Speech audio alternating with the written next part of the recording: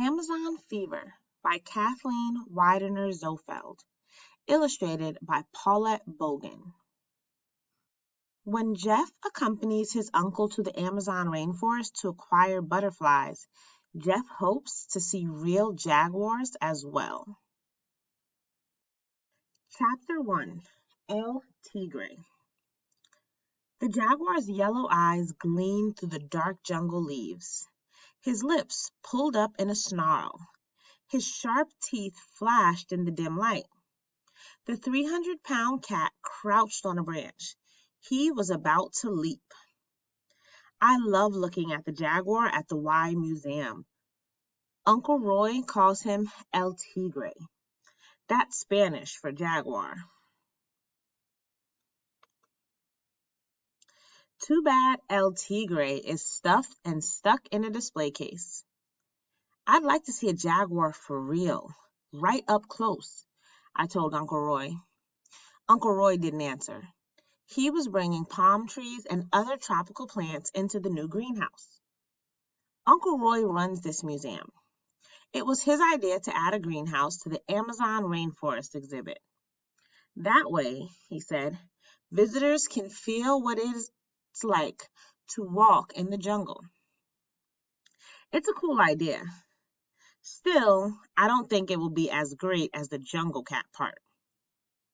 After all, the greenhouse will only have flowers and bugs and stuff. Why can't we get a live jaguar? I asked Uncle Roy. He looked at me from behind a potted fern. Jeff, this is a natural history museum, he said, not a zoo. But we're going to have live butterflies, I argued. He gave me another look. Okay. I guess there's not much danger a butterfly will eat a visitor, I admitted. Uncle Roy smiled. That's the good thing about butterflies. I stared at the old butterfly display case. It had been in the museum for the last century or so. The case went from the floor to the ceiling. Behind the glass, hundreds of butterflies were pinned in rows. They're pretty, I said. Pretty boring, that is. I laughed at my joke. Uncle Roy didn't. Well, then you'd better not come to Brazil with me next week, he said. Not come? I cried. Are you kidding? I had already been to the Sahara Desert with him, looking for dinosaur fossils. Now he was planning a trip to the Amazon rainforest. Jeff, the whole point of the trip is to get butterflies, Uncle Roy warned. If you want to chase butterflies, that's fine, I told him. I'll be on the trail of the wild jaguar. Uncle Roy smiled and shook his head.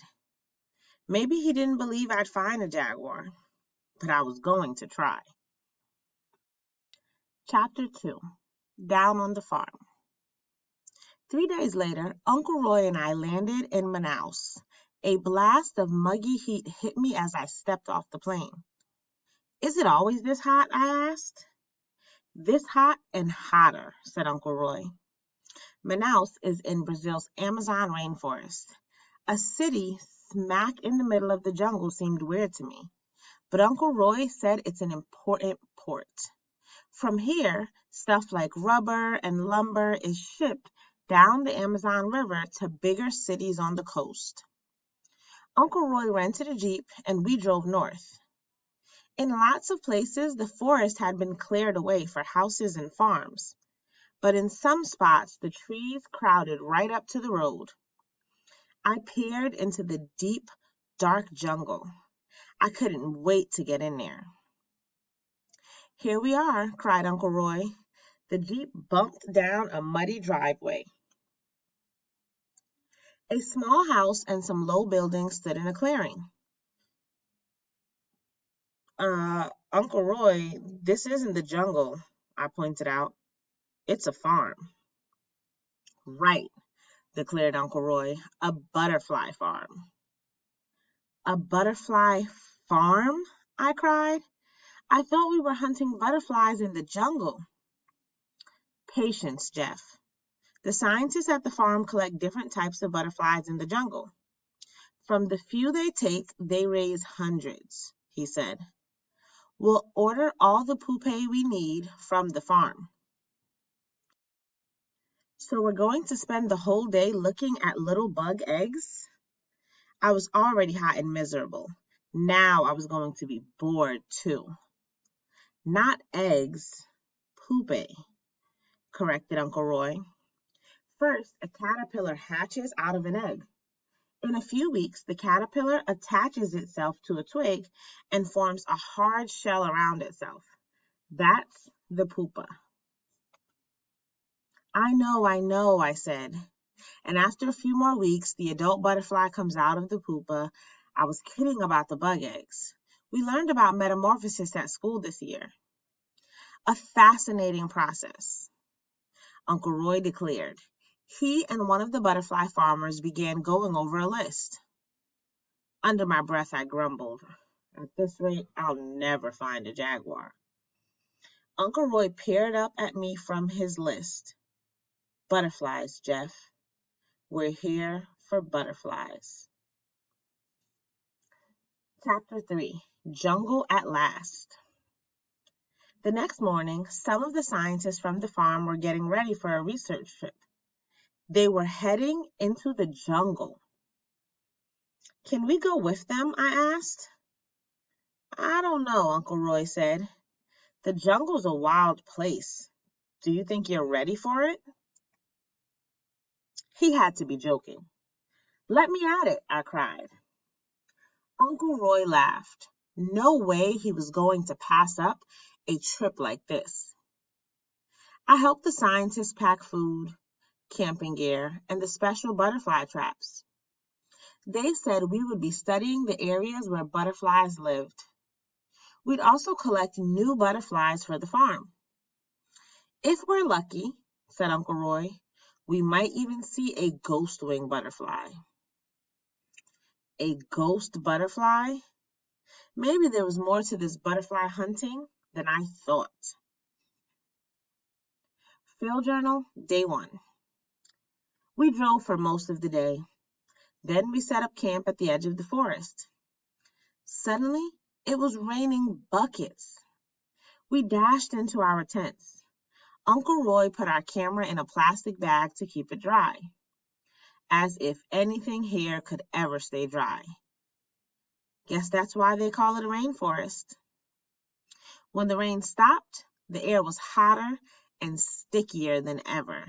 The ground was mucky.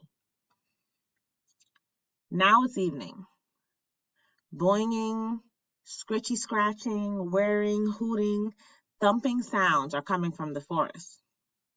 Uncle Roy says it's bugs and tree frogs. But how can little bugs and frogs make such weird noises? They must be monsters. No way I'm ever going out there. Up and at 'em, Uncle Roy shouted early the next morning. I remembered the monster noises from last night and sank deeper into my sleeping bag. You'd better go on without me, I shouted. High in the treetops, the parrots were squeaking and the scarlet macaws were squawking. Uncle Roy unzipped the tent door and motioned me out. Nervously, I went to help pack up our tents. This was it. We were going in there, into the jungle. It's what I had wanted all along. Now, I wasn't so sure. I watched the lizard amble out on a branch to enjoy the morning sun. He seemed friendly enough. Suddenly, I heard a deep, howling roar. Jaguar, I thought. I dove into one of the parked jeeps. Just listen to the howler monkeys, Uncle Roy said to the other scientists. I crept out of the jeep, hoping he hadn't noticed. He looked me over. Something wrong? I'm fine, I said, slipping on my backpack. Nice monkeys. We started back down the trail. A small tea-colored river was to our left. The dark green forest was on our right. Uncle Roy handed me a butterfly net. No thanks, I said, waving the wimpy-looking thing away. That will be no help with jaguars. I tried to look brave.